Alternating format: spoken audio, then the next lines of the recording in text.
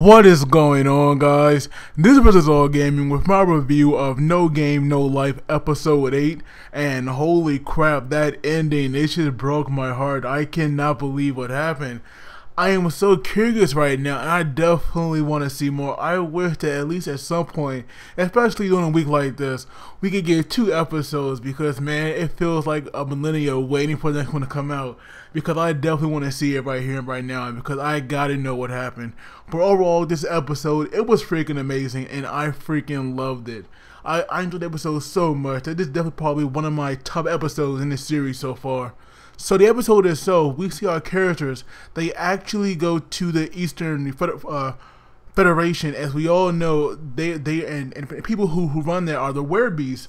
And so now we see that Shiro here, apparently he had made this meeting to meet the ambassador of the Werebeasts, and obviously this right here was above. But as we saw in this little flashback, apparently he thought that the Werebeasts spotted him all the way across the continent to where their kingdom is, and maybe he did, but it was definitely a bluff when he said that he made this meeting, because we saw that Shiro did wave at the guy, but it was like a test, and that guy clearly failed that test as well.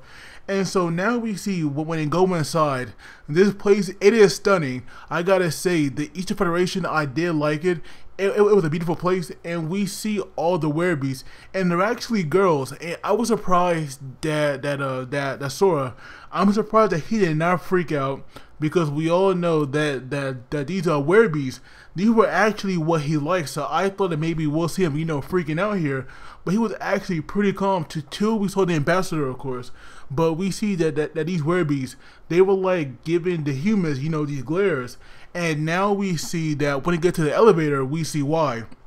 So apparently there was this construction war between the humans and the Werebeasts, and basically, they were trying to have the bigger building. Like when the Werebeasts, first came and they made their tower, the humans, they had remade their castle, and basically, they went back and forth, and eventually the Werebeasts have won, and now they have that tower that we see today.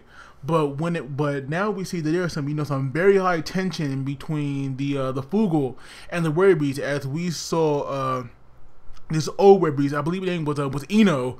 We saw him and Jubilee arguing back and forth, and clearly tension was between them, because obviously there was like a huge war going on for so long, and because the god here, Teat, because he came in and made violence forbidden, it made sense for some grudges to remain.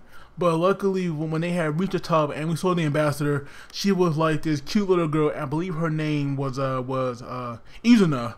We see now that immediately, like Shiro and Sora, they are definitely interested in her, and they go to her now, and we see that they're like petting and filling her up. And this girl right here, she has quite a mouthful on her, and we see now that and we see that she's still learning human tongue, but she gotta work on that attitude of hers, because they were actually take away punch from her cuteness because of the way she was talking. And what made things even more hilarious is we saw her grandfather become like this big beefed up guy, and I definitely enjoyed that like JoJo reference. That right there was like a nice touch. I did like it a lot. And I definitely like when his I also like when like real attitude came out, because that right there was hilarious. And so now we see that they're like having this meeting, and once again we see Sora trying to like bait this guy to read his mind, and obviously we know we can't, because previously when Eno was around, Sora had showed them the picture about the Werebeasts looking at him and calling out that buff of his. And so now we see that when the meeting starts, like immediately Sora goes to work. Like, this guy does not waste time, as he immediately wanted to go into a game, and he actually put Steph's panties on the line, and then he also had wanted him to bet Jubilee's, he also wanted him to bet Izana's panties. Then Sora changed it up to Jubilee, because we saw that her grandfather got pissed once again, and his body transformed into that muscle form of his. And it was just hilarious the way they were like picking at this guy, because obviously it was working. Because at one point, Izuna, she was liking the way they were like petting her and feeling her. and she said that that she likes that more than her own grandfather doing that. So that right there was like really hilarious. I was loving like these little dynamics between our characters, because it is something special, But now we see that when the meeting starts, immediately like Sora and Shiro, they are definitely ready to go, because they actually want to play a continent level game. And now we see that Sora, he actually exposed the Werebeasts, because they really can't read minds. What they can do is what they do is something called code reading, is where they check a person's heart rate, I think, and they can tell when like somebody is lying. So they cannot read your mind, but they can read your heart. And so that was like very interesting. And apparently Sora here, he can do the exact same thing. And so eventually what Sora was doing after he exposed them, it was that he like baiting them into like accepting the game, because they pretty much had no choice at this point, because now we see that they had no choice, because it was all thanks to the previous king. And when Eno realized that, it was too late, because obviously he cannot tell nobody when he was alive, but when he was dead, people could clearly find his secret. And now because of that, it was time for the Werebeasts to fear the humans, because obviously with like all the information, like with the information possibly linking out, then they could sell it to like the other nations, like the elves as well, because that right there, they would definitely lose. And we see now that the reason that they could cheat and win like that, it was because they are the only race to make a video game. As we saw like the very large monitor that apparently they thought was like some picture thing. We see now that it's actually part of a video game.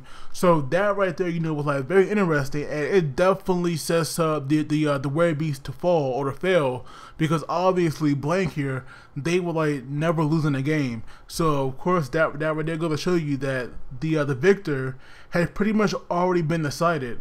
But now Sora here, he actually steps it up, and he wagers their race piece, and that right there is huge. So on every human around, we see that their chess piece or race piece, it actually appears on their body. And so obviously, with like a wager this high, the Werebeasts will definitely have to repair themselves. So once our characters leave, we see now that Izuna, she was actually ready for a fight, but obviously they're not going to do that. They're going to play a game, of course. But Izuna, she is like ready to go. So I do have a feeling that she'll be the one to play against blank.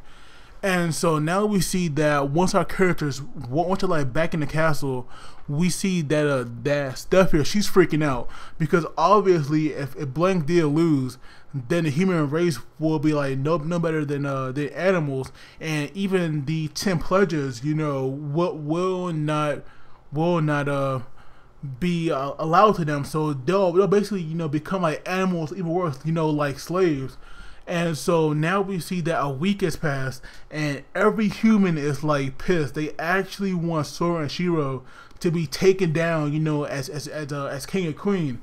And I will admit, that right there is a bit extreme, but they are justified for doing that, because obviously, nobody has bet the race before, and even Kurumi, even she was like pissed off about it.